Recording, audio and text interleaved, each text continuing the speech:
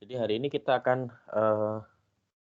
berbicara tentang bagaimana kita mengantisipasi dan mengatasi error yang ada di solusi kita ya. Jadi sebelumnya kita sudah belajar tentang bagaimana mengenali problem, kemudian bagaimana kita menganalisis problem, memecah problem menjadi problem yang lebih kecil-kecil, lebih struktural, kemudian bagaimana kita mengusulkan sebuah solusi gitu ya. Sekarang ketika kita sudah punya solusi, maka, akan sangat mungkin terjadi ya, ada error ya, di solusi kita gitu ya.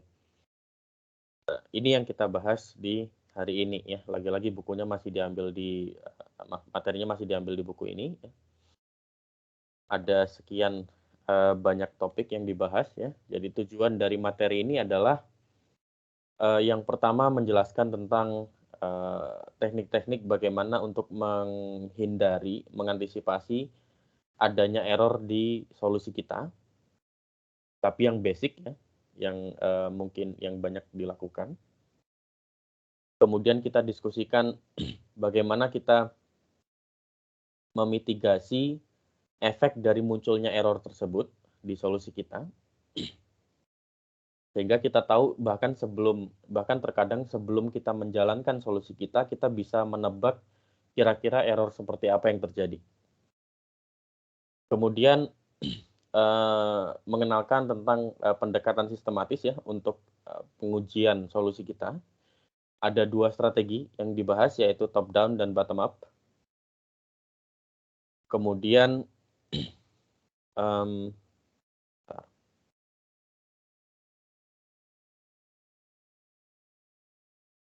kemudian memperlihatkan bagaimana kita bisa, menguji ya bagian-bagian secara individu ya dari solusi. Kalau kita bisa mengisolasi, solusi kita gitu ya. Misalkan kita punya solusi, kemudian kita pecah menjadi beberapa masalah gitu ya. Masalah-masalah yang kecil itu, solusi-solusi yang kecil itu kita isolasi, kita ambil, kita pisahkan dulu dari solusi besarnya, kemudian kita uji secara terpisah, ini maksudnya. Kemudian yang kelima itu mendiskusikan beberapa strategi untuk, debugging ya, dan ini penting terutama buat kalau kalian nanti sudah mulai membuat coding, sudah mulai coding ya, sudah mulai membuat kode program. Yang terakhir adalah menjelaskan bagaimana kita bisa me-manage, bugs di solusi kita. Error di solusi kita itu, misalkan gimana kita harus menyelesaikan atau memberikan solusi atau memperbaiki yang mana dulu gitu. Nah, ini yang kita bahas di akhir nanti.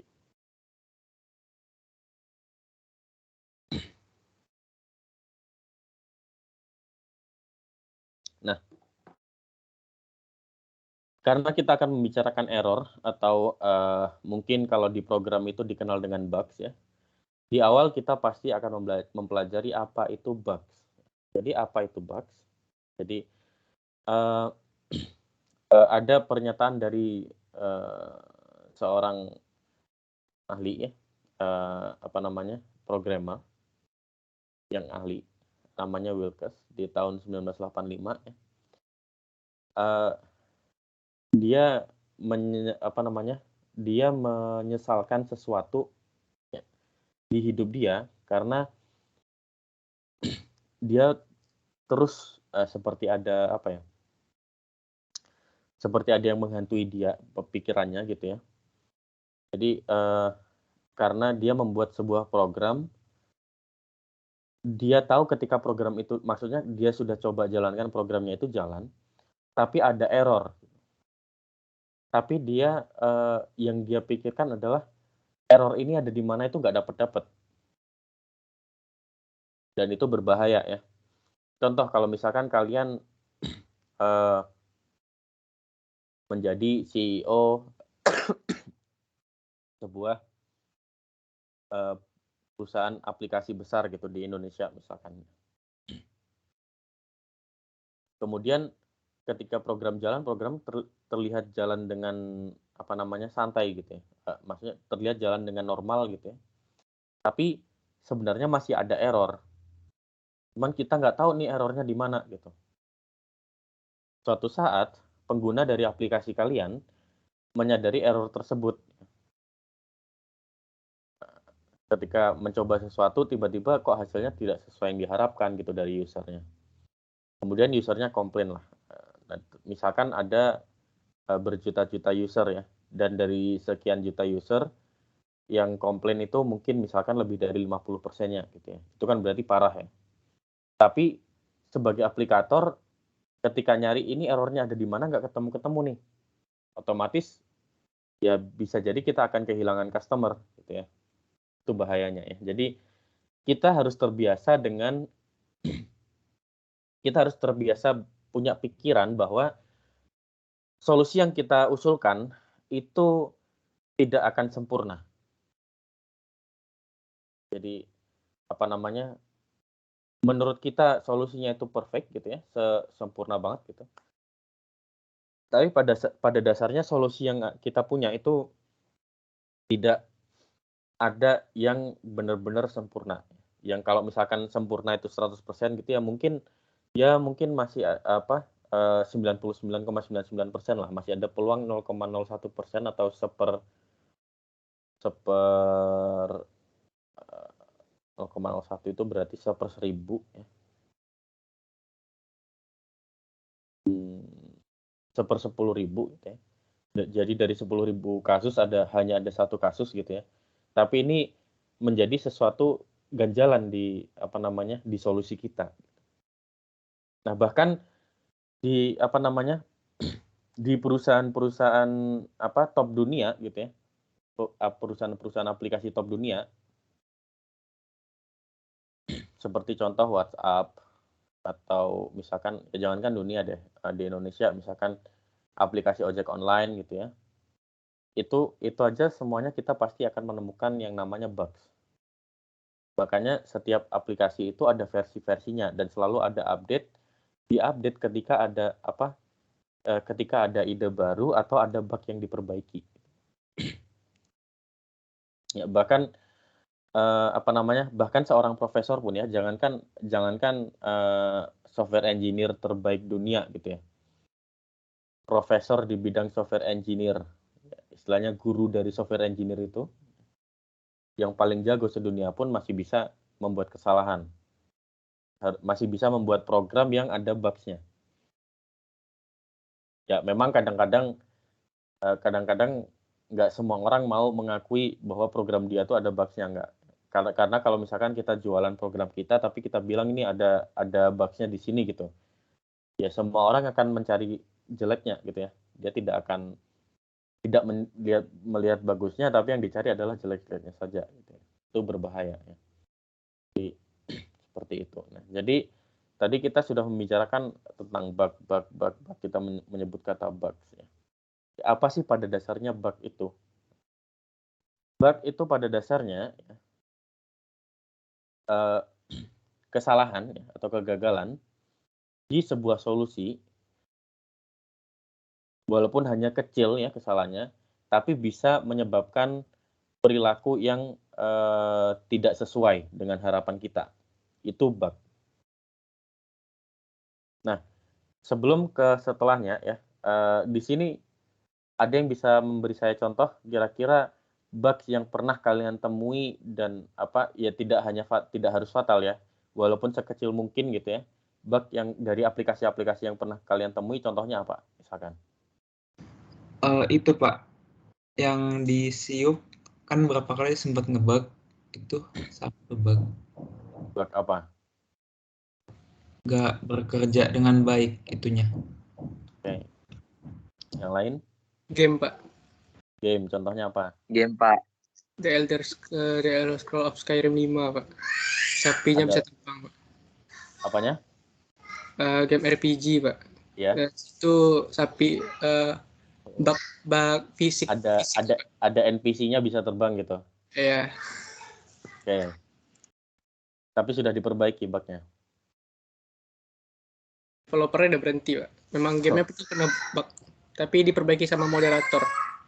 Nah, oke. Ada contoh lain? E-commerce, Pak. Commerce-nya contohnya apa? Boleh sebut merek Kak, Pak? Boleh. Kemarin kan Tokopedia juga sempat ada bug-nya Kak. Ada bug-nya Pak. Contohnya? Kemarin bug-nya itu ini, kalau kita CO itu dari, kalau Tokopedia apa sih namanya ya? Kalau Shopee kan Shopee Pay Pak. Kalau Tokopedia apa ya? Pakai Pakai GoPay. kalau GoPay ya Pak. sekarang ya. Total Nah point. itu GoPay-nya nggak terkurang Pak. Oke. GoPay dari kita nggak terkurang. Oke, ada contoh lain? Aplikasi sosmed, Pak. Contohnya? Contohnya kalau di Instagram, terkadang nggak ke refresh feed-nya. Itu berlaku ke semua orang tanpa pemberitahuan. Banyak ya? Banyak contoh dari bug itu yang kita sering temui ya.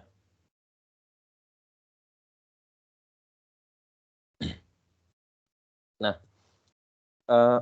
itu bug ya. Jadi kadang-kadang dengan adanya bug ya kita merasa ya biasa aja gitu karena bug-nya tidak terlalu berpengaruh pada diri kita misalkan ya. Tapi terkadang bug-nya itu benar-benar major gitu, fatal gitu ya. Sehingga ketika kita memakai aplikasi tersebut kita merasa sangat tidak nyaman gitu, dan lain sebagainya. Jadi banyak kasus. Nah, yang akan kita pelajari nanti sampai akhir itu adalah bagaimana kita bisa mengantisipasi munculnya hal-hal seperti ini, bahkan sebelum kita mendeploy aplikasi kita, misalkan. Atau, dan juga bagaimana cara kita mengatasi kalau memang itu sudah terlanjur terjadi, gitu ya. Kita harus memilih prioritas nih, misalkan. Bug yang mana yang kita perbaiki dulu, dan lain sebagainya. Itu yang akan kita pelajari hari ini ya. Nah, selain bug, itu ada term yang juga sering dipakai yaitu error. Apa itu error? Error itu kejadiannya. Jadi, kalau bug itu tadi sesuatu yang di dalam itu, ya sesuatu yang menyebabkan error itu terjadi. Error sendiri adalah perilaku yang tidak sesuai dengan keinginan kita. Itu yang disebut sebagai error. Jadi seperti itu ya. Bug itu penyebabnya, error itu yang disebabkan. Nah, bug sendiri itu pada dasarnya kita bisa desain. Tuh, Pak, ngapain kita ngedesain bug gitu ya? Ngapain kita mendesain sesuatu yang error? Yang dimaksud bukan seperti itu. Yang dimaksud adalah bagaimana kita bisa mendesain sesuatu ya, sedemikian sehingga kita bisa meminimalisir terjadinya bug. Ini yang dimaksudkan. Meminimalisir munculnya bug. Nah, ada beberapa bugs yang bisa menyebabkan error yang akan kita pelajari yaitu typo. Typo ini contohnya kalau kita tulis email atau tulis surat gitu ya ke orang lain, tapi ada typo nih di tulisan kita gitu ya. Nah, itu bisa jadi tidak terbaca nanti pesannya. Kemudian selanjutnya adalah poor grammar dan ambiguitas ya. Jadi grammar yang jelek dan kalimat yang ambigu. Ambigu ini artinya apa? Ambigu ini artinya punya lebih dari 2 makna, jadi bisa rawan misinterpretasi gitu ya. Kemudian tipe bug yang ketiga yang kita bahas nanti adalah inkonsistensi gitu ya. Ya, misalkan sekarang kita pakai variabel A untuk menunjukkan jumlah mobil, tapi nanti tiba-tiba di tengah program kita pakai variabel B gitu misalkan. Jadi kita tidak konsisten di situ. Kemudian ada yang sering terjadi terutama buat pemula ya, yaitu programmer pemula itu adalah error logika dan matematika ya. Jadi misalkan kita pengen mencetak sesuatu, kita pakai hubungan sebab akibat gitu ya, if then else gitu ya. Jika A maka B. Tapi pernyataan A-nya ini itu kita salah sedikit gitu. Akhirnya nilai kebenarannya salah, akhirnya yang dihasilkan itu tidak sesuai dengan harapan kita. atau mathematical error, nanti ada contohnya juga ya. Dan kemudian nanti being exhaustive ya, jadi kita bagaimana membuat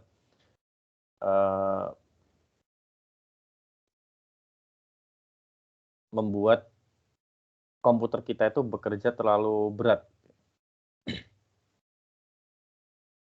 Nah, yang pertama adalah typo ya. Jadi di awal-awal kita merencanakan pembuatan aplikasi ya. Di awal-awal kita merencanakan pembuatan aplikasi, solusi yang kita tawarkan ya, rancangan aplikasi kita itu banyak cara untuk kita menunjukkan rancangan itu ya. Jadi entah itu kita merancang di kertas ya, kita tulis tangan, kita rancang di kertas, atau kita buat catatan biasa gitu ya. Atau kita membuat diagram seperti entah itu diagram Venn atau diagram alir ya, flowchart dan lain sebagainya, atau pseudocode atau algoritma-algoritma lain dan seterusnya. Jadi banyak hal yang bisa kita gunakan untuk menunjukkan rancangan dari solusi kita. Nah, cara termudah untuk menghindari error adalah ya, di fase ini ya. Jadi di fase awal kita merencanakan pembuatan aplikasi itu, kita perlu melihat kesalahan-kesalahan yang paling mendasar di bagaimana kita mendefinisikan masalah kita dan bagaimana kita menawarkan atau menuliskan rancangan solusi kita. Nah, biasanya kesalahan-kesalahan mendasar yang ada di tahap ini itu adalah typo. Ya. Contohnya spelling error. Spelling error ini misalkan kita mau hurufnya terbalik-balik gitu ya. Kita mau menulis kata kita gitu, KITA gitu ya. Tapi terbalik jadi KTIA. Ini adalah spelling error. Kemudian incorrect capitalization ya. Nah, terutama dalam membuat sebuah program ya. Nanti kalau kalian sudah masuk ke pemrograman, ketika kalian membuat program di hampir semua bahasa pemrograman ya, variabel A kecil itu tidak sama dengan variabel A besar. Jadi harus hati-hati. Nah, ini kesalahan-kesalahan mendasar seperti ini biasanya kita bisa antisipasi di awal. Kemudian typo selanjutnya adalah missing words ya. Jadi ada kata-kata yang hilang gitu. Misalkan kita mau membuat satu kalimat penuh tapi ada kelupaan gitu. Misalkan kita kelupaan to be-nya atau kelupaan kata kerjanya dan lain sebagainya. Typo selanjutnya adalah ini salah satu akibat dari spelling error ya, yaitu kita menggunakan kata yang salah. Misalkan kita mau menuliskan frase, jadi ada huruf R-nya, tapi ternyata waktu kita ketik, kita kelupaan pencet huruf R. Atau keyboard kita itu huruf R-nya lagi rusak gitu misalkan. Sehingga kita harusnya nulis frase, yang muncul adalah fase. Ini juga bisa menyebabkan kesalahan fatal ya, kalau solusi kita dijalankan. Nah, kemudian misalkan kita berhubungan dengan array atau matriks gitu ya, vektor atau matriks. Nah, ini vektor atau matriks ini kan setiap anggotanya, setiap elemennya gitu ya. Misalkan kita membicarakan matriks ukuran 2x3, berarti kan ada elemen pada baris pertama, kolom pertama, baris kedua, kolom pertama, baris pertama, kolom kedua, dan seterusnya ya. Nah, ini juga rawan terjadi kesalahan. Mengapa nanti kalian akan tahu di semester depan ketika kalian mengambil mata kuliah dasar pemrograman. Nah, memang biasanya kesalahan-kesalahan yang basic seperti ini ya, spelling error, salah kapitalisasi ya, kemudian ada kata-kata yang hilang, penggunaan kata yang salah, indeksasi yang salah dan lain sebagainya, itu biasanya memang kelihatan trivial gitu ya, kelihatannya simple aja gitu. Tapi apapun kesalahan yang terjadi ya, terutama kesalahan di fase planning ya, itu bisa menyebabkan solusinya error. Jadi sangat berbahaya. Kemudian yang kedua ya, adalah adanya grammar yang tidak baik atau grammar yang buruk dan ambiguitas. Ini artinya apa?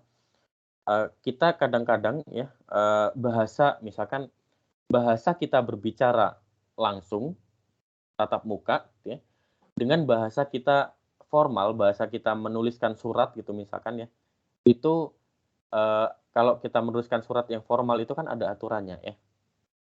Contohnya kalian mengirimkan email atau mengirimkan pesan atau chat ke dosen atau kaprodi, ya. Itu ada aturannya. Juga tergantung orang yang akan kalian kirimi pesan.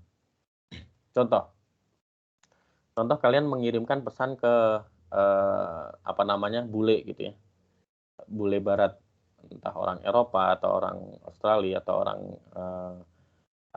Amerika, Kanada, yang mereka tidak peduli dengan senioritas. Jadi bahkan umurnya 80 dengan umur kalian yang masih 18-19 gitu, kalian tidak perlu memanggil beliau dengan Pak atau Prof atau dengan panggilan seperti itu ya. Kalian cukup panggil nama saja misalkan. Nah, ini berbeda caranya ya. Contohnya ketika saya berbicara dengan profesor saya di sana di Eropa dengan profesor saya, walaupun profesor saya orang Indonesia misalkan ya, ketika kami berada dalam satu forum dengan orang-orang yang lain, dengan misalkan dengan mahasiswa S3 yang lain atau dengan profesor yang lain gitu, yang dengan kultur mereka di sana, saya memanggil profesor saya walaupun beliau orang Indonesia, saya memanggil langsung dengan nama. Tetapi ketika saya ada pertemuan yang private dengan profesor saya memanggil dengan kata Pak atau Prof dan seterusnya ya. Jadi grammar ini sangat penting ya penggunaannya, tergantung pada apa yang kita buat. Jadi seperti typo sebenarnya error grammar ini kadang-kadang mudah untuk dideteksi dan mudah untuk dikoreksi ya. Tapi tidak semuanya mudah ya, sama seperti typo, tidak semuanya mudah untuk kita deteksi ya. Contohnya, kita punya kalimat gini. Pernyataan, after having a coin inserted, the user will be able to push the turnstile. Jadi setelah setelah ada koin yang dimasukkan, pengguna bisa menekan turnstile-nya. Gitu. Cuman pertanyaannya di sini adalah apa atau siapa yang sebenarnya memasukkan koin itu? Apa atau siapa yang dimasukin koin? Kita nggak tahu kan ya di sini. Ini memang terkesannya benar ya kalimatnya, tapi secara grammar ya ini kurang tepat gitu. Nah, pernyataan-pernyataan seperti ini itu perlu ditulis ulang dengan cara menuliskan yang sedikit berbeda ya, atau istilahnya kalau bahasa Indonesia itu parafrase, atau kalau dalam bahasa Inggris itu rephrasing ya. Jadi kita di-rephrase, kita tulis ulang, kita parafrase sehingga sehingga tidak ada makna ganda. Kalau di sini kan masih ada makna ganda ya. Kita nggak tahu apa atau siapa yang dimasukin koin.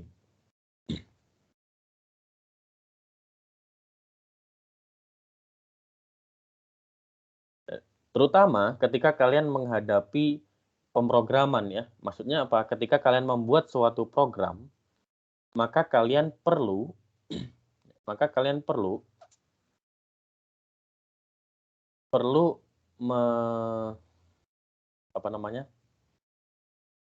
kalian membuat suatu program, kalian perlu membuat perintah kalian, ya, setiap barisnya itu harus jelas, tidak ada makna ganda. Karena apa? Karena komputer itu lagi-lagi komputer itu bodoh ya. Komputer itu nggak bisa apa-apa kalau nggak kita suruh. Kalau nggak kita kasih instruksi yang jelas, dia nggak tahu, nggak tahu harus ngapain. Jadi makanya kenapa kalian harus belajar bagaimana menulis yang baik. Jangan dikira keterampilan ngomong saja itu sudah cukup. Maksudnya bisa ngomong aja udah cukup, enggak. Bisa menuliskan dengan baik itu penting, terutama buat mahasiswa yang kalian nanti akan bekerja ya, karena ketika kalian bekerja ya, atau kalian misalkan mau melanjutkan studi ya, menulis dengan baik itu penting, ya. Menulis laporan dan lain sebagainya. Coba kalau misalkan kalian membuat laporan ke pimpinan kalian yang akan diberikan ke pimpinan kalian, tapi laporan itu nggak jelas gitu, nggak bisa apa namanya maksudnya apa nggak jelas gitu. Ya hati-hati saja gitu ya kalau ketemu pimpinan tersebut. Nah, kalau ini tadi ambiguitas muncul ketika grammarnya memang ada sedikit error. Tapi kadang-kadang pernyataan yang grammarnya terkesan sudah baik gitu ya, sudah benar, itu bisa jadi masih muncul apa namanya ambiguitas juga ya. Contohnya ada pernyataan ya, after the login process fails a number of times in a row, the incident should be reported in an email to the security administrator. Jadi di sini secara grammar sudah benar nih. Kalau misalkan kita gagal login beberapa kali, kejadian ini harus dilaporkan menggunakan email ke administrator keamanannya. Tapi di sini ada ambiguitas ya. Ambiguitasnya ada di mana? A number of times itu tidak jelas artinya ya. Jadi apakah itu sekali, 2 kali, 3 kali, 4 kali, 5 kali, atau bahkan 1000 kali gitu ya. Kita nggak tahu.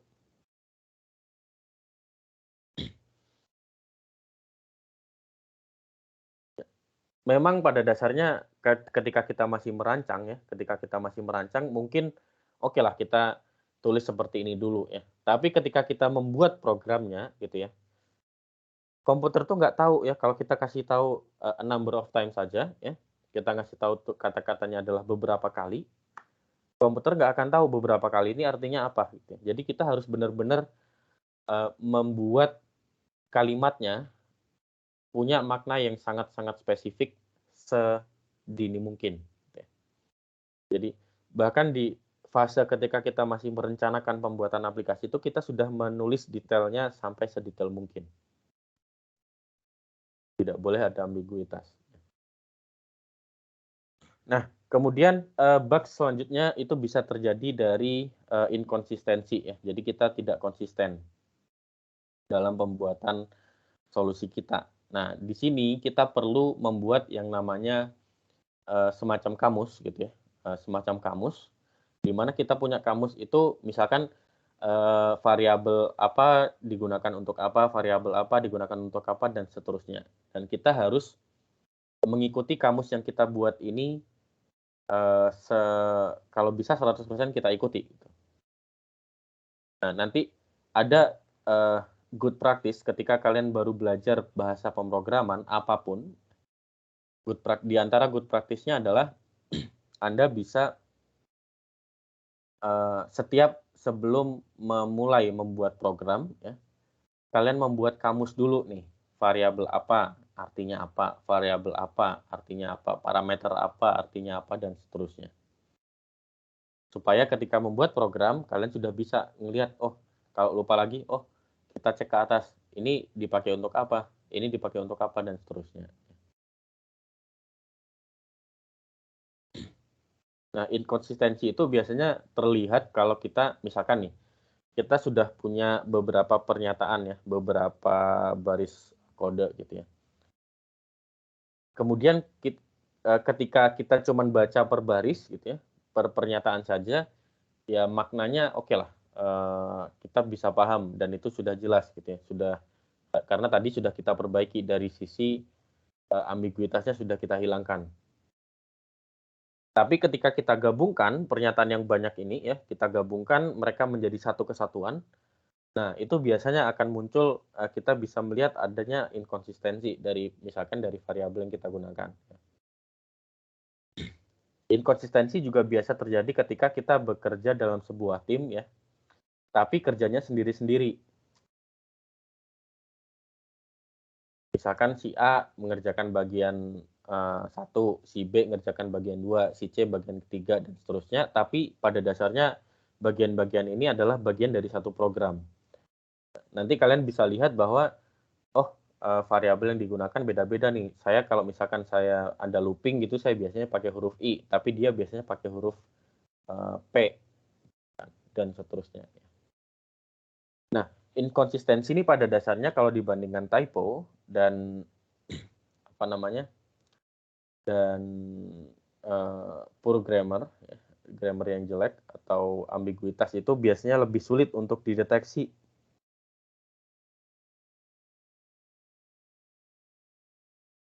Contohnya saya merancang, misalkan ya, saya merancang after the login process fails 5 times in a row, this incident should be reported in an email to the security administrator. Tapi kemudian di sisi lain ya, di aplikatornya, kalau tadi misalkan saya di pembuat kebijakan, kemudian di aplikatornya bikin yang lain aturannya, bikinnya adalah after the login process fails 3 times in a row, the login screen should automatically lock and refuse further login attempts. Nah, dari sini kan kelihatan ya. Jadi pada dasarnya kalimat yang pertama ya, yang atas, itu laporan baru dibuat ketika ada kegagalan login 5 kali ya, secara berturut-turut. Tapi di sisi aplikasi ya, setelah login 3 kali screen-nya langsung kekunci. Kita tidak bisa melakukan login lagi. Nah, ini berarti ada sesuatu yang salah nih. Nah, ini ada inkonsistensi di sini ya. Karena apa? Karena pada dasarnya kalau misalkan login 3 kali gagal, kemudian layarnya terkunci, kita nggak mungkin dong login sampai 5 kali. Betul nggak?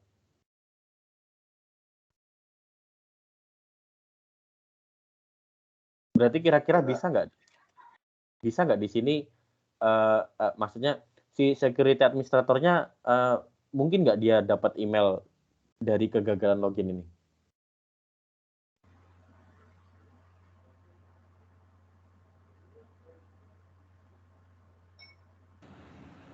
Enggak, Pak. Nggak mungkin, karena apa? Karena kekonsistenan itu, Pak. Karena ketika kita sudah login 3 kali gagal ya, langsung ke kunci ya, tapi si komputer itu tidak akan melaporkan kegagalan login itu. Karena apa? Karena belum sampai 5 kali kan ya. Iya, Pak. Otomatis si security administrator itu nggak akan pernah menerima email ada orang yang gagal login. Nah, ini berbahaya ketika kita membuat program ya. Jadi kalimat yang pertama ini sebenarnya redundan kalau gitu ya, karena tidak konsisten itu. Ini yang berbahaya ya. Kira-kira kalau kita bertemu dengan yang seperti ini apa yang kita lakukan?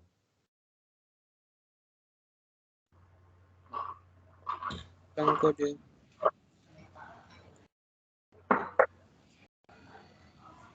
Kita tinggal set saja ya. Kalau login gagal 3 kali berturut-turut, maka login screen langsung otomatis terkunci dan si aplikasi langsung otomatis kirim email ke security administrator ya. Contoh lagi misalkan di ATM gitu ya. Kalian punya ATM, kemudian kalian mau ambil uang di ATM, tapi PIN yang kalian masukkan gagal 3 kali berturut-turut misalkan. Otomatis kartunya keblokir dong ya. Tapi bayangkan ketika kartunya keblokir, tapi si informasi ini tidak langsung terkirim ke ke bank misalkan. Karena karena misalkan bank memang minta setelah 5 kali baru ada laporan. Atau misalkan kita tidak bisa misalkan bank tidak mau menerima laporan kita kalau kita belum gagal login 5 kali gitu ya. Berarti kan aneh ya, berarti kita sebagai nasabah di sini tidak bisa ya sudah, kalau kartu keblokir ya sudah, kita nggak bisa pakai kartu kita lagi sampai kapanpun gitu misalkan ya, contohnya itu. Dan ini berarti nanti akan ada ketidakpuasan dari sisi pengguna misalkan dan seterusnya. Jadi ini harus hati-hati. Nah, selanjutnya adalah error dari logika atau matematika ya. Contoh ya. Kalau di ekspresi logika itu contohnya ini ya. Ini adalah pseudocode yang pada dasarnya sebenarnya yang ingin kita tunjukkan adalah kita mau mencetak nilai minimum dari 2 nomor X dan Y. Jadi yang kita cetak adalah nilai yang paling kecil. Kira-kira pseudocode ini sudah benar atau belum? Kita mau mencetak yang lebih kecil ya.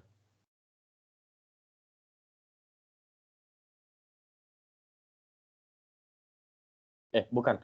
Kita mau mencetak yang lebih besar, maksimum ya. Kita mau mencetak bilangan yang terbesar. Kira-kira kode ini ya, pseudocode ini sudah benar atau belum? Salah, Pak. Seharusnya kalau X lebih besar pada Y, di printnya X. Ya. Di sini ada kesalahan ya. Kalau X lebih besar daripada Y, di print X. Kalau Y lebih besar dari X, yang di print Y gitu ya. Jadi ini kebalik. Antara kebalik apa yang di print atau kebalik tandanya gitu kan ya. Tapi ada nggak kira-kira yang bisa menyadari ada kesalahan lagi di situ?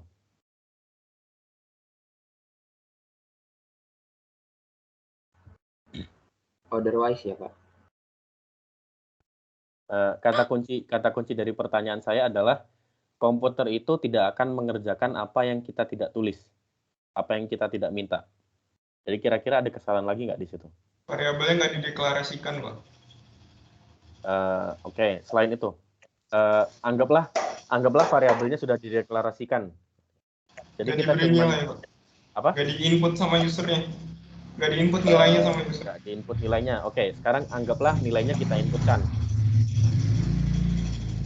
Kira-kira ada kesalahan apa di situ yang...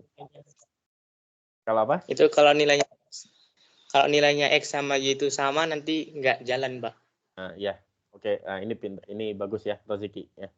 Jadi di sini kelihatan ya, kalau X sama dengan Y, kita nggak mencetak apa-apa. Padahal seharusnya kalau X sama dengan Y, kita cetak apa?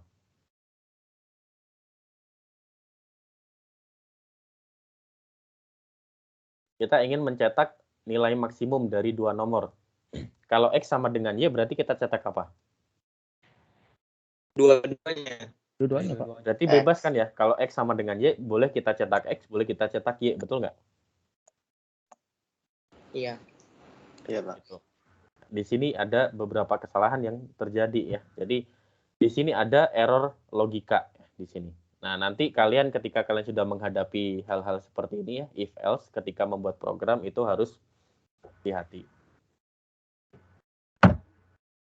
Nah, ya, di sini tadi sudah dijelaskan ya. Jadi ada 2 bugs ya. Yang pertama itu jelas ya, kelihatan, yaitu algoritmanya mencetak minimum bukan maksimum. Padahal yang kita inginkan adalah mencetak maksimum.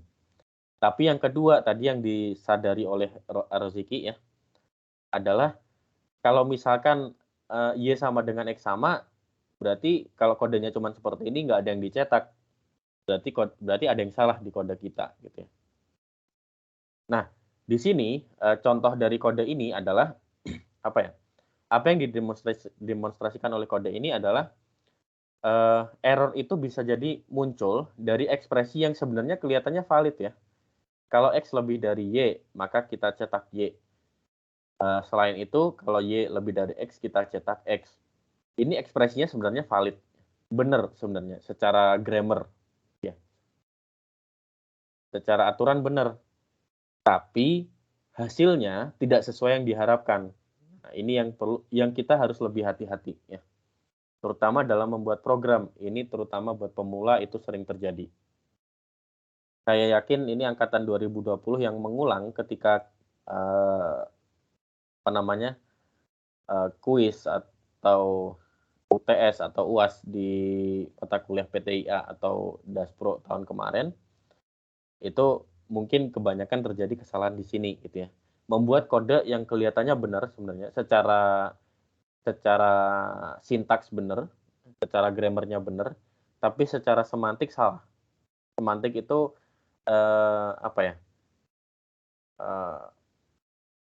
maksudnya gitu ya. Sintaks itu grammarnya, semantik itu artinya.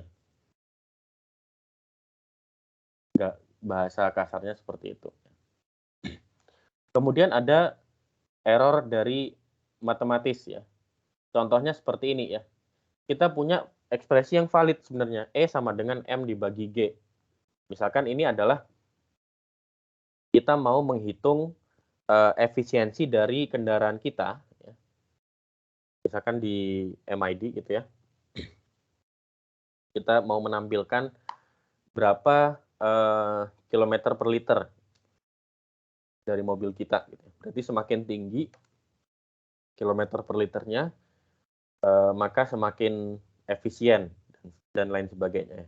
Nah, rumusnya sederhana sebenarnya. Memang rumusnya sederhana, E sama dengan M dibagi G. Ya.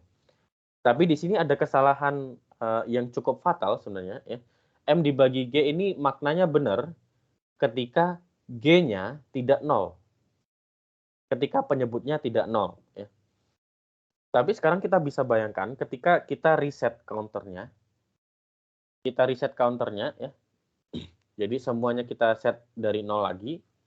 Maka kita akan punya pembagi 0.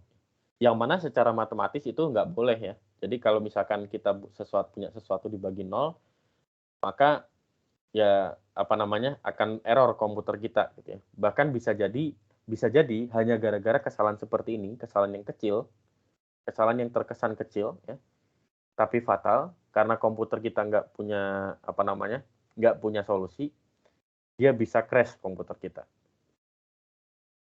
Mungkin di zaman-zaman dulu kalau kita salah masukin seperti ini, komputer bisa kebakar gitu ya. Atau kalau sekarang. Jadi kita harus hati-hati ketika melihat yang seperti ini. Nah, kemudian, ya, jadi secara reminder lagi ya, kita perlu exhaustive ketika kita perlu memang kitanya yang harus capek ketika kita membuat program ya. Karena komputer itu maunya terima perintah yang benar-benar spesifik. Dia nggak mau terima perintah yang maknanya bermakna ganda, bisa misinterpretasi dan lain sebagainya. Jadi sebagai pengingat dari materi ini, kalau nggak salah materi pertemuan minggu pertama dan minggu kedua ya, komputer itu nggak punya common sense. Misalkan saya ngobrol dengan siapa gitu ya, dengan salah satu dari kalian, saya ngobrol tapi di situ ada makna yang tersirat. Mungkin kalian akan bisa menangkap makna yang tersirat itu. Komputer itu tidak akan bisa menangkap makna yang tersirat ini. Mereka tidak akan pernah bisa mengisi gap yang ada di instruksi kita. Jadi kita harus benar-benar hati-hati ketika kita ingin menerapkan solusi yang yang akan diterapkan ke komputer. Nah, ketika kita membuat solusi algoritma misalkan ya, alur untuk mencapai hasil ya di komputer itu bisa berbeda di setiap waktu ya. Di setiap detik atau bahkan setiap sepersekian detik itu bisa berbeda. Tergantung pada misalkan parameter yang dikirimkan atau variabel-variabel yang digunakan dan lain sebagainya. Maka ketika kita membuat algoritma itu kita harus benar-benar spesifik, harus benar-benar detail ya. Sedemikian sehingga tidak ada sesuatu yang hilang di situ. Sehingga komputer bisa menjalankan kode kita dengan baik. Nah, kode-kode yang seperti ini kita sebut sebagai kode yang robust ya. Jadi satu kode yang bisa dipakai untuk beberapa hal yang cukup kuat.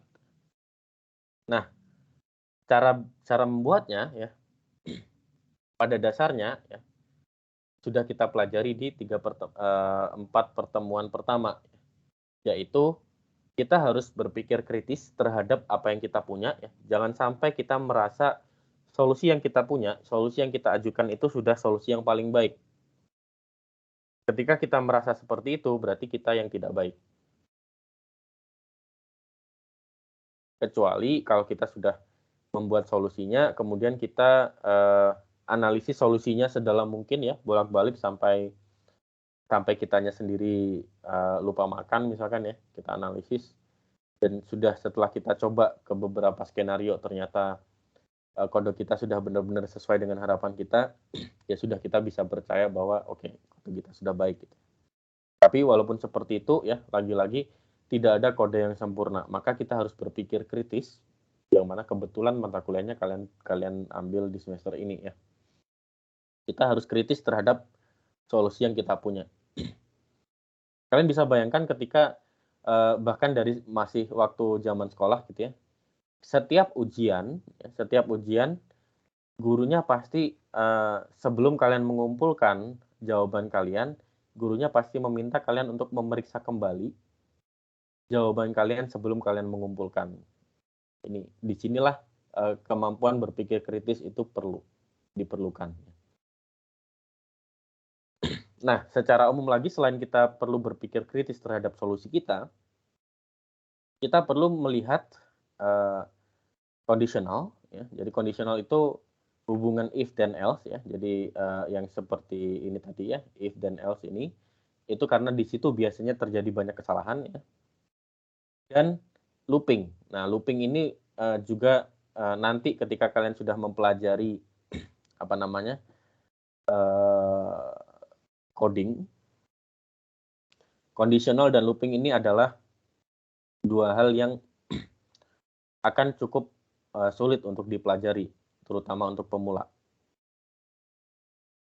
Nah, untuk looping sendiri, biasanya untuk pemula itu rawan terjebak pada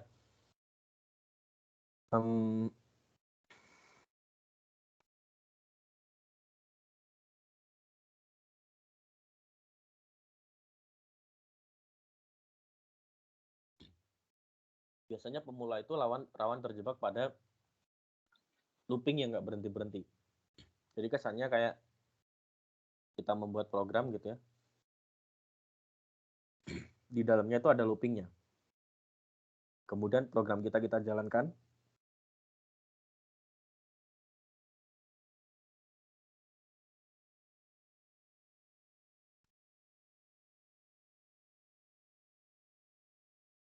Kemudian program kita jalankan. Terus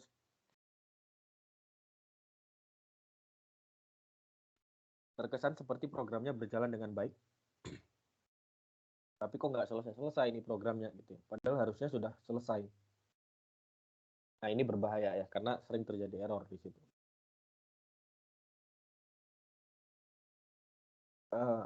Saya izin sebentar mau ambil air minum dulu ya, karena tenggorokan saya sedang tidak enak. Iya, Pak. Ya, Pak. Ya.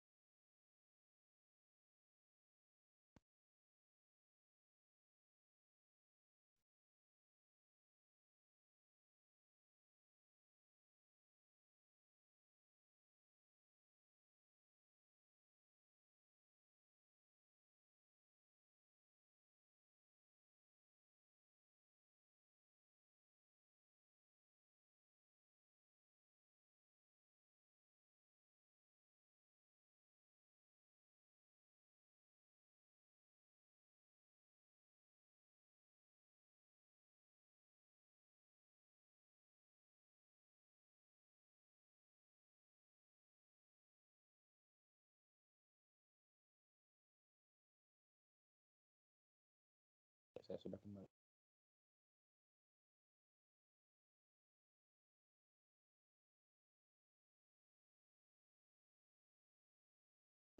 Nah, kita balik lagi ya. Jadi looping itu sangat berbahaya ya. Maksudnya ketika kita awal belajar, kita belajar looping, ya, for loop, while loop, do while, dan lain sebagainya. Itu kita harus memastikan bahwa loopingnya itu suatu saat akan berhenti. Dia tidak jalan terus-menerus. Karena apa? Kalau jalan terus-menerus, ya lagi-lagi, apalagi kalau kita pakai laptop kita bisa rusak, gitu ya, walaupun programnya sederhana. Nah, itu baru misalkan if else saja atau looping saja gitu. Bagaimana kalau digabung? Ada dalam looping, ada if else, ada looping lagi dan seterusnya gitu. Atau kebalik. Maka kita harus lebih hati-hati lagi di situ.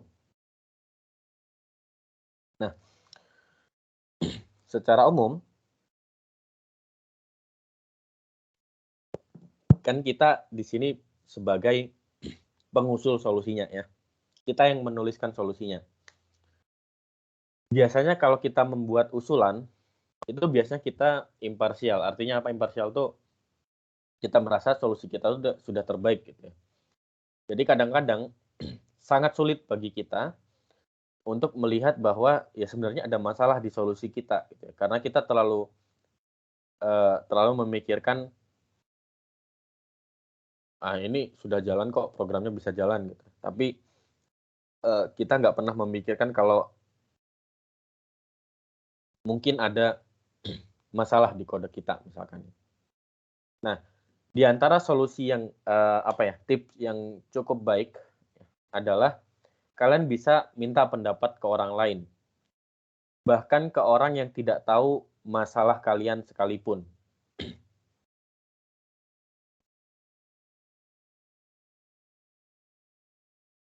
Kemudian, kalian harus merasa bahwa kode saya ini masih ada kesalahan. Sampai kalian benar-benar yakin bahwa tidak ada kesalahan lagi di kode kalian, misalkan, di solusi kalian. Nah, terutama kalau misalkan nih, kalian membuat program, tapi atas permintaan orang lain ya. Misalkan kalian punya klien gitu, klien minta kalian buat program ABCDE gitu. Nah, ketika kalian selesai membuat program, maka kalian harus kembali ke pemberi problem itu ya, ke klien kalian. Kemudian kalian tanyain apakah solusi yang ditawarkan ini sudah sesuai dengan kebutuhan atau belum dan lain sebagainya. Secara umum seperti itu ya. Sebelum saya lanjut ke bagaimana kita bisa mengatasi error, apakah ada pertanyaan sampai di sini?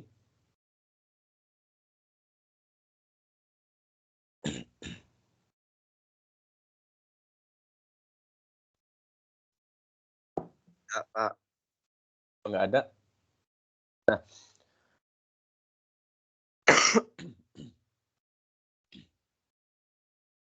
ini kita akan membahas tentang bagaimana kita bisa mengatasi error, bahkan terkadang sebelum program kita berjalan, gitu, sebelum solusi kita terapkan. Permisi Pak. Ya, silakan.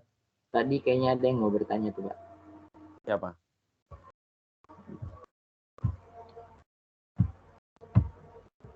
Ada yang mau bertanya dulu? Jimmy atau Farel sendiri yang mau tanya? Enggak Pak, tadi saya kayak dengar ada yang manggil gitu, yang manggil Pak gitu. Kayaknya enggak. Ya. Enggak ada pertanyaan tadi kayaknya. Dengar saya itu gitu. Kayaknya Farel lagi ngantuk nih. Enggak Pak. Nah, ini ada satu metode bagaimana memitigasi error yang paling banyak dipakai oleh computer scientist ya.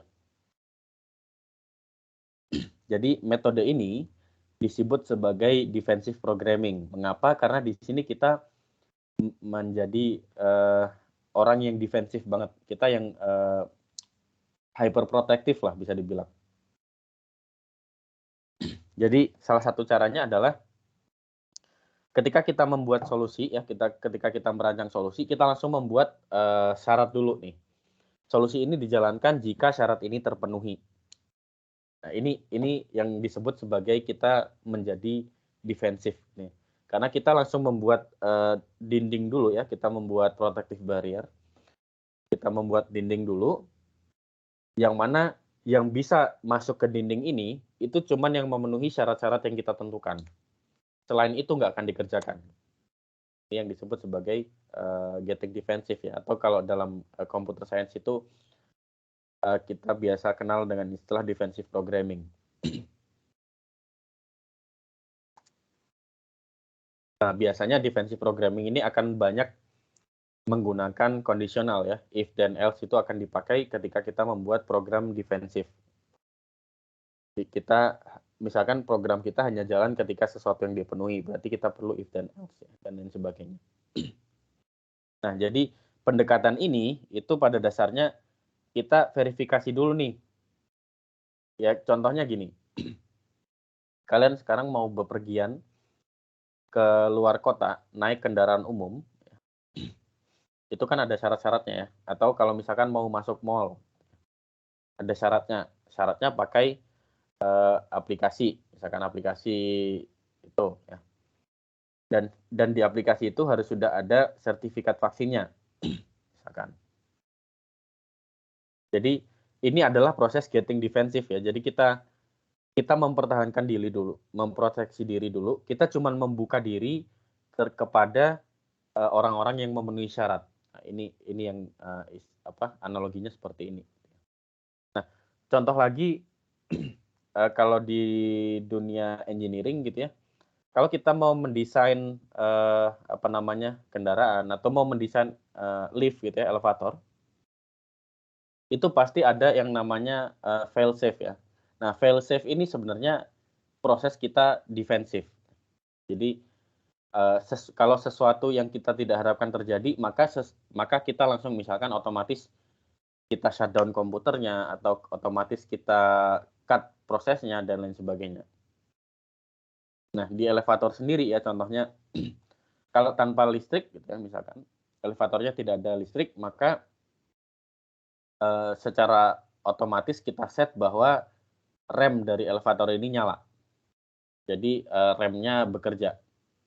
Jadi kalau tidak ada listrik, dia otomatis rem, misalkan. Karena kalau nggak ada listrik, kalau dia nggak ngerem, berarti akan jatuh kan ya lift itu. Itu bahaya. Kemudian supaya liftnya berjalan, maka harus dikasih listrik supaya liftnya bisa bergerak ke atas ke bawah. Kemudian kemudian ngerem lagi dan lain sebagainya. Kemudian kalau misalkan tiba-tiba nih, kalau kalian ada yang sudah pernah ke kampus, misalkan ya di gedung Gria Legita itu ada lift dari lantai 1 ke lantai 8. Nah, di situ kalian bisa membayangkan ya, kalau kalian lagi naik lift tapi tiba-tiba ada pemadaman listrik nih dari PLN. Dan kalian terjebak di dalam lift. Bisa bayangkan kalau misalkan liftnya tidak secara otomatis ngerem gitu ya, maka ya nauzubillah min dzalik ya, bisa jadi liftnya akan jatuh ke bawah, terjun bebas. Jadi, nah di sini kita ada proses fail safe di mana kalau misalkan listrik padam ya otomatis langsung secara otomatis remnya langsung bekerja gitu misalkan. Ini adalah proses getting defensive. Seperti itu. Ini praktek yang normal digunakan ya, terutama di computer science. Kemudian bagaimana kita bereaksi terhadap masalah? Ini kita perlu perhatikan juga ya. Jadi kalau misalkan ada kondisi yang kita tidak harapkan terus terjadi gitu ya di solusi kita, maka apa yang perlu kita lakukan gitu ya. Nah, ini kita perlu memeriksa apakah kesalahan yang muncul itu dampaknya signifikan atau tidak. Kalau dampaknya tidak signifikan, misalkan ya severity-nya low, maka ya kita tidak perlu melakukan apa-apa, kita cukup memberikan peringatan saja misalkan ya. Tapi kalau misalkan dampaknya signifikan gitu ya, dan bisa menimbulkan kerusakan, maka kita bisa membuat sistemnya langsung mati atau masuk ke emergency mode emergency, mode gawat darurat. Jadi seperti itu ya. Ya sama seperti kasus pandemi di Indonesia di awal-awal ya. Karena di awal-awal belum ada terdeteksi kasus masuk ke Indonesia, berarti kan waktu itu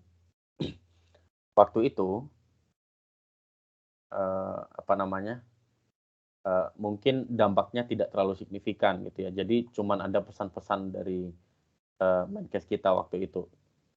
Tapi ketika kemudian kasusnya membludak gitu ya, nah berarti ini kan ada masalah nih di sini yang dampaknya signifikan. Negara langsung memutuskan kita PSBB waktu itu ya. Ini langsung masuk ke emergency mode dan lain sebagainya.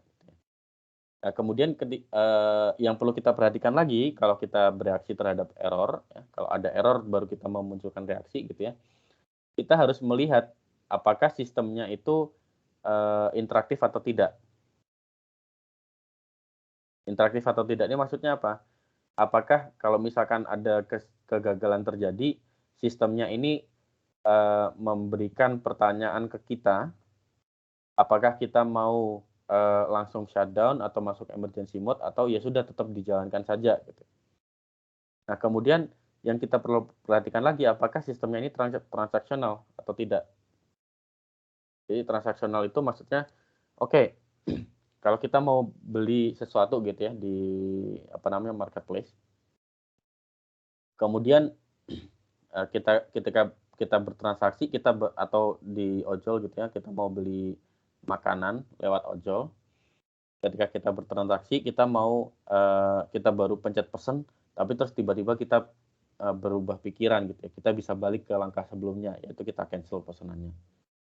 Nah, ini kita perlu periksa gitu ya. Apakah solusi kita ada itunya, ada bagian-bagian ini. Nah, kemudian ketika kita melihat ketika terjadi error, ya, terkadang error itu tidak hanya terjadi akibat kita sebagai aplikator ya. Terkadang error itu bisa terjadi dari user input. Ya. Jadi kadang-kadang kan kita contohnya kita membuat aplikasi yang perlu login. Nah, itu berarti di situ ada user input kan ya.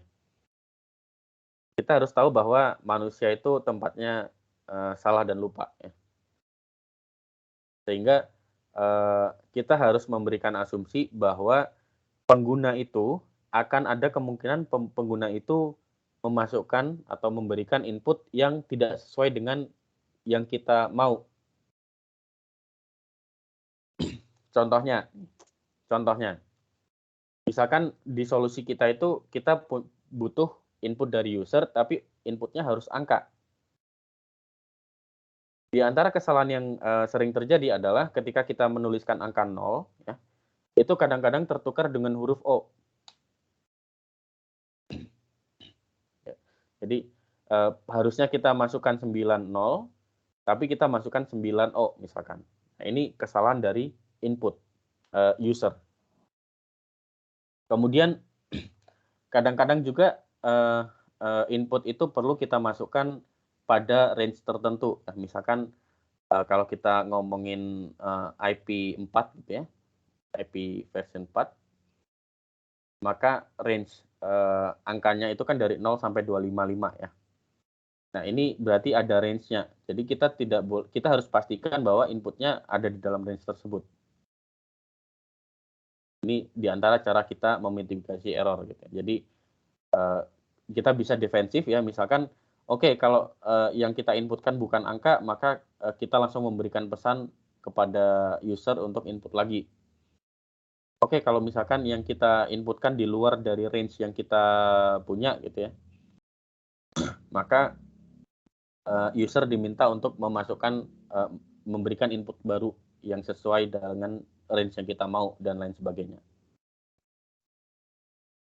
Nah, di antara kesalahan user input lagi, misalkan format yang salah gitu ya. Kita tahu bahwa nomor telepon, website, email address ya, alamat email, kemudian tanggal, kemudian apa lagi? Nama, kemudian banyak hal lah ya. Yang mana masing-masing itu punya format yang spesifik ya. Contohnya nomor telepon. Nomor telepon itu kita bisa pakai misalkan pakai angka atau kita bisa misalkan dengan dia bukan angka tapi string. Atau website URL itu formatnya harus ada apa gitu. Kemudian alamat email itu harus ada user at address-nya dan lain sebagainya. User at providernya dan lain sebagainya. Jadi itu ada banyak hal yang mungkin terjadi. Nah, ketika terjadi seperti ini, nah biasanya kita perlu melakukan yang tadi ya, getting defensive. Contohnya ketika kalian misalkan kalian mendaftarkan kalian mau buat akun Instagram misalkan ya. Itu kan di situ ada minta username sama password. Passwordnya misalkan di situ kita set formatnya adalah minimal 1 huruf besar, minimal 1 huruf kecil, dan minimal 1 angka plus minimal 1 karakter spesial misalkan. Maka ketika tidak terpenuhi syaratnya langsung ada peringatan dan lain sebagainya. Ini yang perlu kita perhatikan. Nah, setelah kita tahu bagaimana kita mitigasi error ya, kita perlu tahu bagaimana kita melakukan tes terhadap solusi kita. Karena ketika kita membuat program misalkan ya, ujung-ujungnya kita akan melakukan uji coba apakah program kita sudah berjalan sesuai yang kita harapkan atau tidak. Nah, ketika kita melakukan uji coba, yang pertama kita harus perhatikan adalah apa tujuan kita melakukan uji coba. Kalau kalian perhatikan ya, setiap ada aplikasi baru, itu selalu ada misalkan beta version ya. Beta version itu buat apa sih? Buat testing misalkan, uji coba ke pasar gitu misalkan. Nah, tujuan dari testing ini apa? Ini kalian harus benar-benar perhatikan. Karena apa? Karena tujuan dari testing itu pada dasarnya kita pengen tahu apakah semua solusi yang kita punya itu benar-benar sesuai dengan yang kita harapkan. Sehingga kita tidak mungkin ya, ketika kita tidak mungkin kita deploy solusi kita tidak mungkin deploy software kita kalau solusi kita atau software kita tadi belum bisa dijalankan. Karena untuk testing kita harus tahu itu. Nah, tapi bagaimana kita bisa melakukan testing? Nah, kita harus tahu nih tujuan dari membuat solusi ini apa. Nah, kalau kita tahu benar-benar memahami tujuan dari solusi kita ini apa, kita bisa merancang aturan bagaimana kita seharusnya melakukan testing. Itu penting. Kemudian kita perlu tahu ya, jadi tadi di awal kalau kita mau testing ya, kita harus pastikan dulu solusi kita, program kita itu sudah bisa dijalankan. Nah, kemudian setelah kita memastikan itu, kita mengingat kembali sebenarnya tujuan dari membuat solusi ini apa, sehingga kita bisa merancang guideline buat kita melakukan testing. Nah, kemudian setelah itu kita baru bisa melakukan testing ya. Nah, sangat penting untuk melakukan testing secara sistematis ya. Karena apa? Ya karena ya kadang-kadang memang tanpa kita memberikan guideline yang khusus gitu ya, kita testing aja gitu ya. Ya itu mungkin bisa dilakukan. Tapi kan kita pengen tahu ya, ketika testing kita dijalankan, kita pengen tahu apakah ada error atau tidak di situ. Kalau kita tidak melakukan testing kita secara sistematis, maka akan sangat sulit untuk kita mendeteksi apakah ada error atau tidak. Kalaupun ada di mana itu sulit. mendeteksi ada error atau tidak aja sudah sulit, apalagi mendeteksi lokasi errornya ada di mana, itu akan semakin sulit lagi. Makanya kita perlu pendekatan yang sistematis. Nah, pendekatan yang sistematis ini ada dua, yaitu top down. Top down itu adalah ketika kita tes, yang pertama kita tes solusi secara umum, bahwa dia berjalan. Kemudian kemudian kita cek ke bawah pelan-pelan. Jadi kita cek apakah semuanya berjalan dengan baik. Tapi yang kedua ada juga bottom up ya. Bottom up itu kita justru mulai dari yang kecil-kecil dulu. Jadi kalau kalian ingat, kita bisa mendekomposisi problem kita sehingga kita punya solusi kecil-kecil yang nanti kita bisa gabungkan jadi satu sistem besar. Nah, bottom up ini kita pakai untuk kita bisa periksa dari yang kecil-kecil dulu, sehingga kita tahu, oh, fondasi dari program kita itu sudah bagus nih, sehingga ketika kita menggabungkan, kita bisa yakin bahwa programnya akan benar. Itu bedanya. Kalau top down itu kita langsung semuanya, kemudian kita baru masuk ke dalam-dalam gitu ya. Kalau bottom up itu kita dari yang kecil-kecil kita mengerucut ke atas.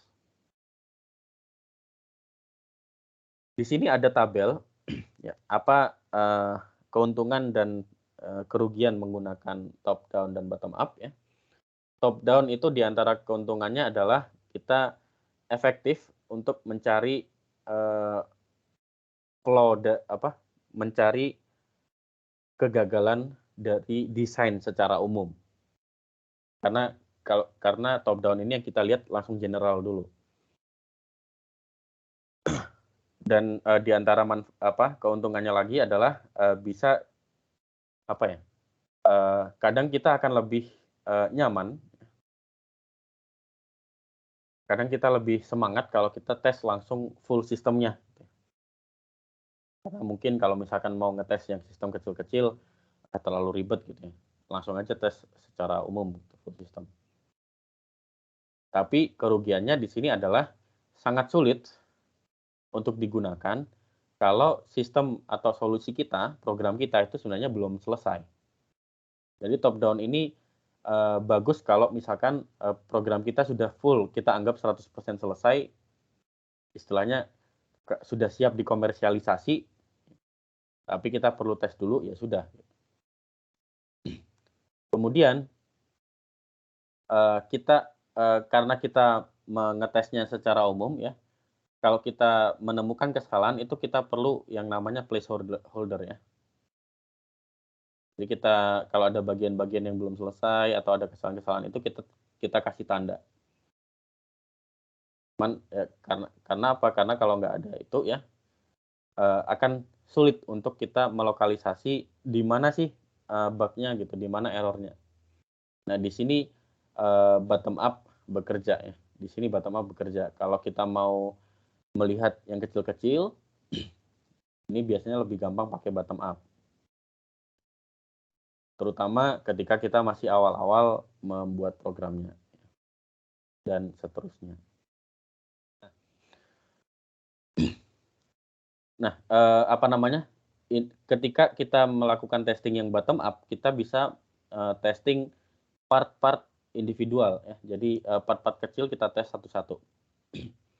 Karena apa? Karena dengan ini kita bisa melokalisasi, kita bisa mendeteksi di mana sih tempat bug-nya itu terjadi atau errornya terjadi itu dengan lebih mudah.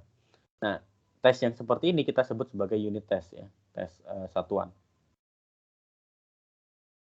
Nah, tapi tes seperti ini biasanya tricky ya. Tricky-nya karena apa? Karena kita kalau dekomposisi itu kan kita punya problem besar, kita bagi menjadi kecil-kecil ya. Ketika kita bagi menjadi kecil-kecil, kita buat secara terpisah ya. Tapi mereka sebenarnya adalah bagian dari satu program. Tapi kita mau ngetesnya kecil-kecil saja gitu ya. Nah ini yang tricky-nya adalah apa? Kita ketika melakukan tes di satu bagian yang kecil, kita harus mengasumsikan bahwa apa yang terjadi selain yang kecil itu sudah benar.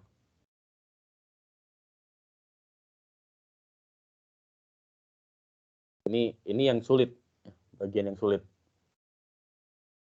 Contohnya di Fish Buzz Game ya. Fish Buzz Game ini game cukup populer ya. Misalkan kita berkumpul sama teman gitu ya. Kemudian misalkan 10 orang secara berkeliling menyebut angka dari 1 sampai seterusnya gitu ya. 1, 2, 3 dan seterusnya. Tapi setiap kelipatan 3 diganti fish, setiap kelipatan 5 diganti bass misalkan. Kemudian kalau dia kelipatan 3 dan juga kelipatan 5 diganti dengan fish bass. Jadi 1, 2 fish, 4 bass, fish, 7, 8 fish, bass, dan seterusnya.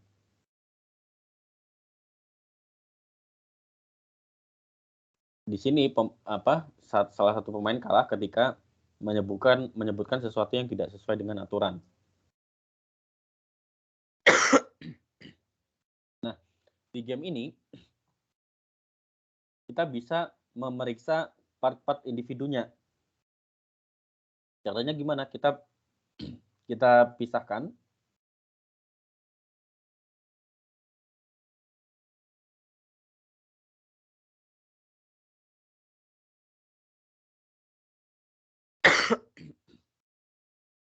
Kita pisahkan menjadi angka-angka yang bisa diterima.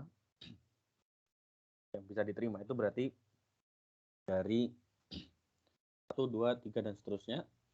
Dan angka yang tidak bisa diterima, misalkan 0, -1 itu tidak bisa diterima. Atau yang selain nomor, misalkan kita menggunakan bilangan Romawi gitu ya. Instead of number kita pakai PI misalkan. IX dan seterusnya. Kemudian di nomor-nomor yang bisa diterima itu kita bisa pecahkan, kita bisa ambil lagi yang mana yang kategori fish, yang mana kategori bass, yang mana kategori fish bass dan seterusnya. Di sini di antara cara kita bisa mendeteksi, kita bisa menguji part-part individual.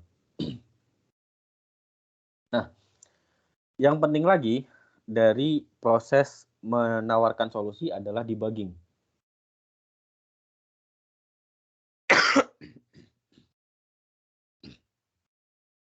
Kata Sherlock Holmes, you know my methods, apply them.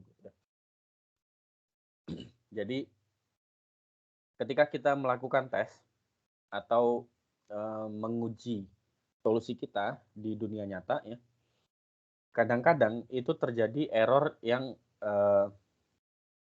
kita nggak tahu kenapa bisa terjadi. Tapi kita nggak perlu panik. Karena apa? Karena ada proses yang kita bisa gunakan dalam pengujian itu yang kita sebut sebagai debugging. Nah, metodenya seperti apa? Nah, ini kita bisa ambil seperti di film-film detektif ya atau buku novel-novel detektif. Kita cari clue-cluenya, kemudian kita kumpulkan untuk membuat sebuah deduksi, sehingga kita bisa menebak atau membuat hipotesis ya, yang kira-kira paling sesuai untuk problem kita. Gitu. Ini adalah proses debugging. Nah, cara-cara debugging seperti apa? Nah, ketika kita debugging ya, kita harus benar-benar tega dengan kita harus benar-benar tega dengan hunch. Hunch itu artinya apa ya?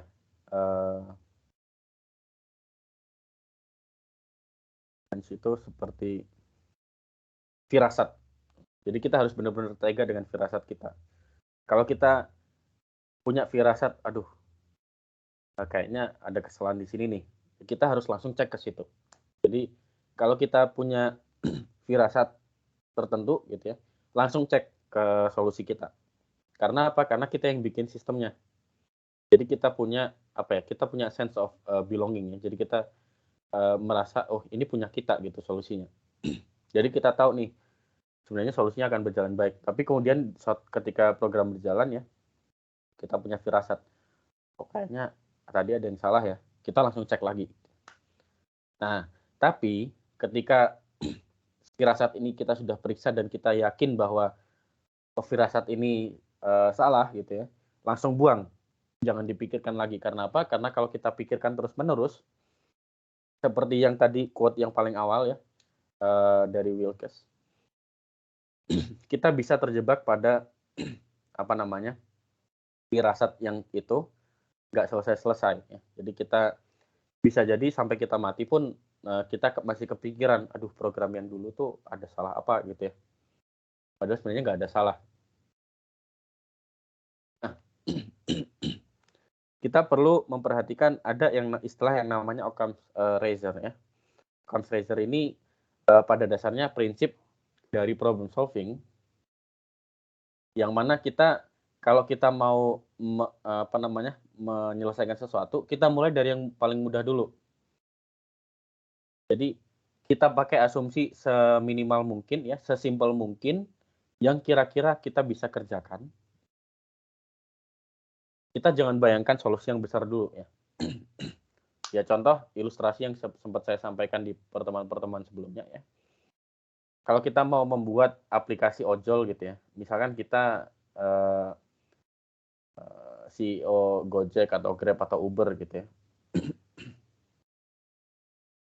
Di awal kalau kita langsung mikirkan nanti akan ada ini, nanti akan ada itu, nanti akan ada ini itu, ya programnya nggak akan selesai-selesai. Nanti keburu aplikator lain aplikasinya jalan, mereka sudah dapat pasar duluan, baru kita sudah bertahun-tahun mereka pasarnya sudah besar sambil programnya tetap diperbaiki terus-menerus. Tapi kita masih nggak jalan-jalan juga gitu karena kita terlalu memikirkan terlalu detail. Jadi jangan, kalau kata orang Jawa itu ojo ruwet dewe. Jadi jangan membuat diri kita susah. Nah, di antara proses debugging juga ada divide and conquer ya. Kita bisa memecah-mecah masalahnya. Kalau kita nggak yakin, kita pecah menjadi lebih kecil-kecil lagi. Kemudian kita cek satu persatu. Nah, kemudian yang sudah yang sudah kita yakin benar ya udah kita buang aja. Yang udah kita yakin salah kita perbaiki, terus kita singkirkan lagi dan seterusnya. Sehingga kita tidak perlu langsung melihat besarnya.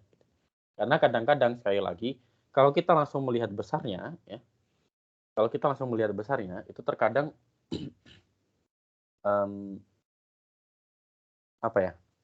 terkadang kita tidak menyadari ada kesalahan di situ, ya. Walaupun sebenarnya ada kesalahan.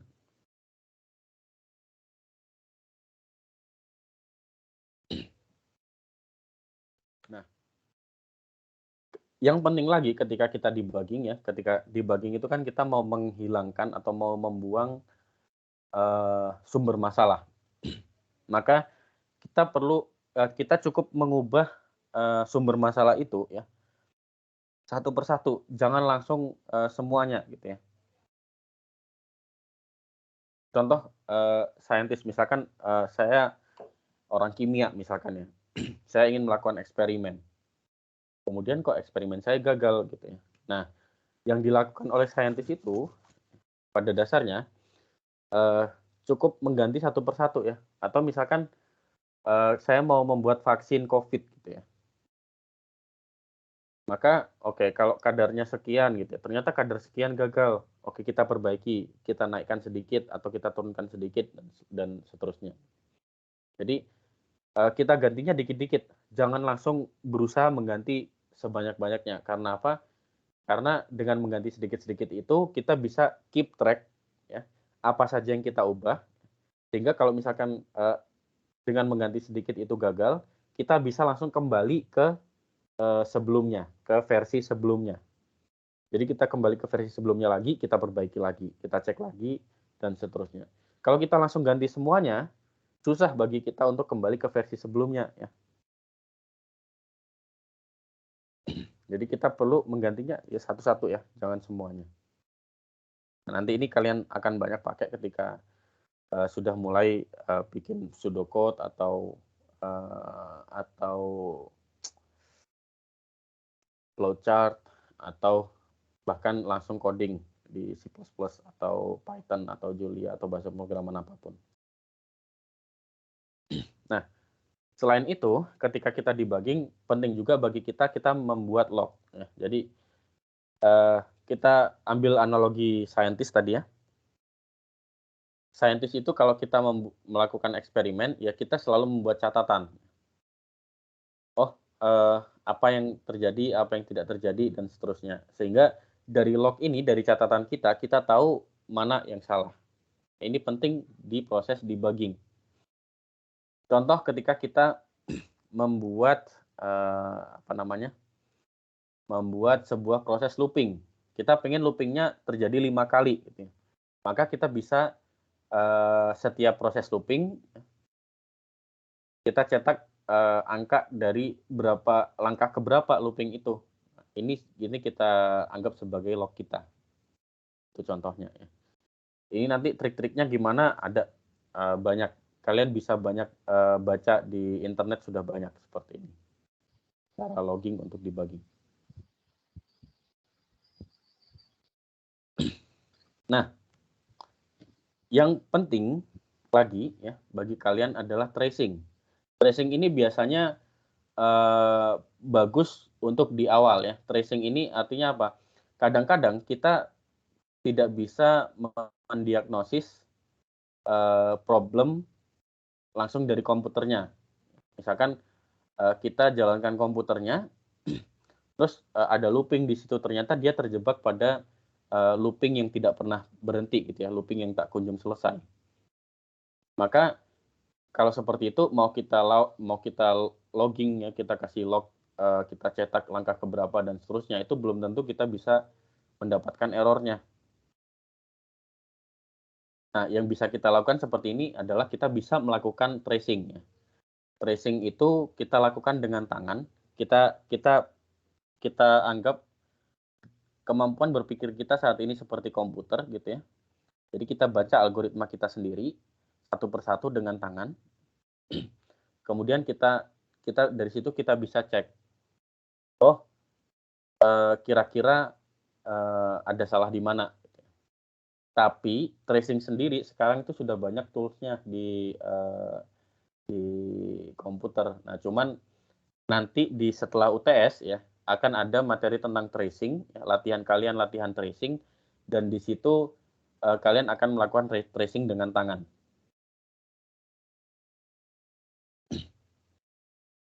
Nanti ini tracing ada materinya khusus nanti, karena ini salah satu yang penting buat kalian pahami.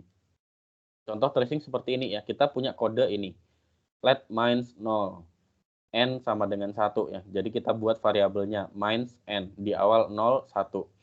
Start loop if square n has min, kalau di kotak nomor 1 ya ada min misalkan ya, ada bintangnya gitu, maka min-nya naik 1, min-nya jadi 1. Kemudian n-nya naik 1 dan seterusnya. Loop-nya di looping sampai n kurang dari 8 dan seterusnya. Di sini ini proses tracing kurang lebih akan seperti ini. Nanti bagaimana detailnya kalian akan pelajari secara khusus setelah UTS. Kalau misalkan proses-proses yang itu tadi kalian tidak bisa lakukan, maka kalian bisa menjelaskan problem kalian, ya istilahnya kalian bisa teriak sekencang-kencangnya kalau solusi kalian tuh ada masalah, tapi kalian nggak tahu ada di mana. Nah, ini maksudnya apa? Maksudnya jangan dipendam sendiri gitu ya, error kalian. Ceritakan ke orang lain, cari pandangan dari orang lain gitu ya, misalkan. Cari pendapat dari orang lain, karena bisa jadi kita akan mendapatkan inspirasi atau bahkan solusi dari situ ya. Dan kita mencari solusi itu tidak harus ke orang yang benar-benar ahli di bidangnya gitu ya. Misalkan kita langsung tanya ke supervisor, ke ahli di bidang pemrograman misalkan. Tidak harus ya. Kadang-kadang kita tanya ke orang yang bahkan nggak ngerti pemrograman sekalipun ya, terhadap program kita, itu kadang-kadang kita bisa dapat solusinya. Nah, ini yang tadi Occam's razor itu tadi. Jadi kita kadang-kadang mereka nggak ngerti, walaupun mereka nggak ngerti apa-apa soal apa yang kita buat, tapi dengan sedikit pernyataan dari orang tersebut ya, yang nggak ngerti apa-apa tadi, bisa jadi kita dapat jawabannya gitu ya.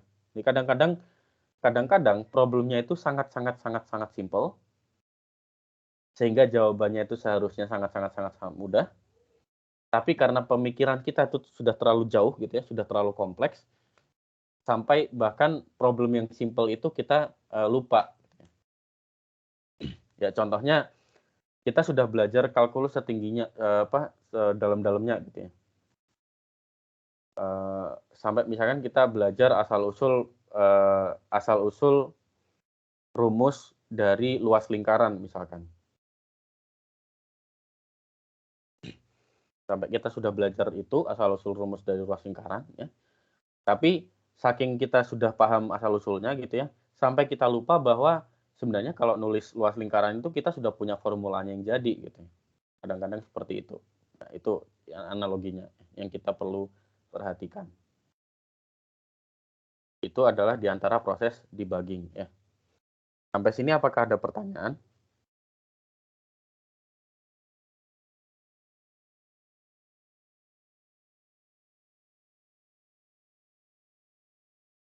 Oke, nah ini bagian terakhir ya, yang perlu diperhatikan lagi, kalian tidak bisa memiliki semuanya, gitu ya. Karena tidak ada yang sempurna di dunia ini. Apalagi apalagi komputer gitu ya, pasti solusinya tidak ada yang sempurna.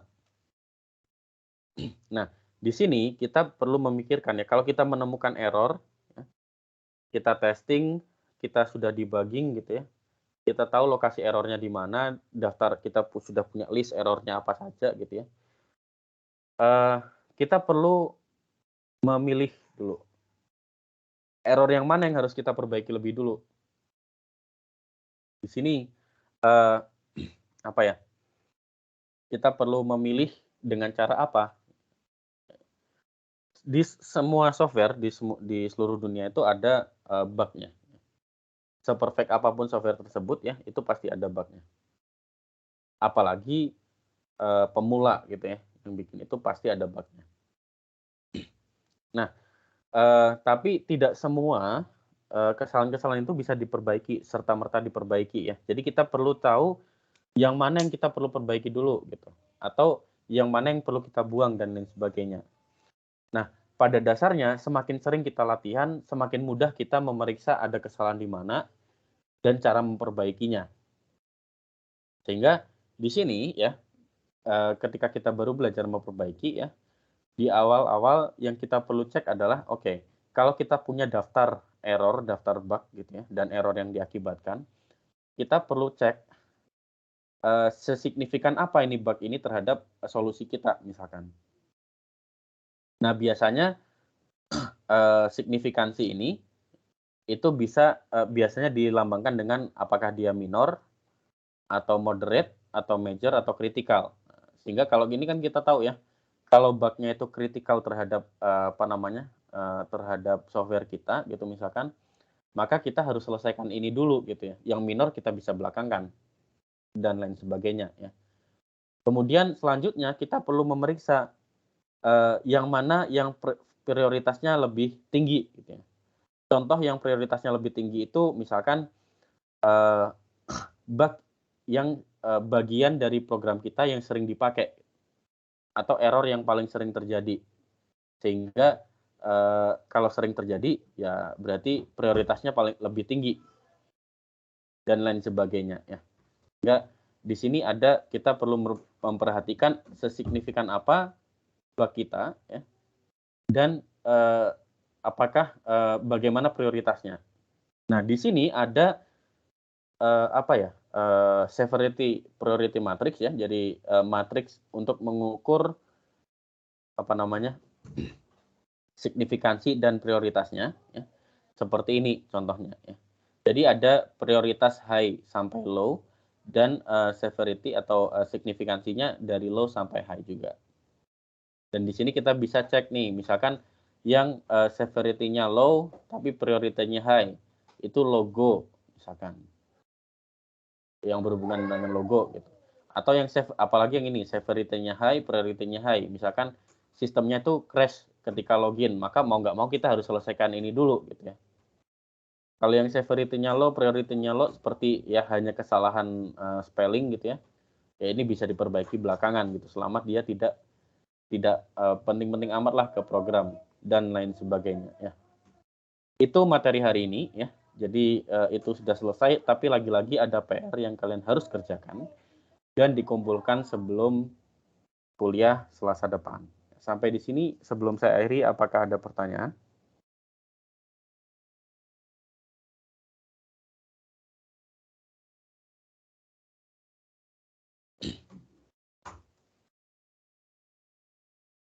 Tidak, Pak.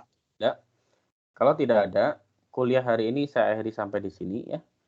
Buat yang angkatan 2021 sampai ketemu hari Kamis di kelas kalkulus ya. Saya akhiri. Assalamualaikum warahmatullahi wabarakatuh. Selamat pagi.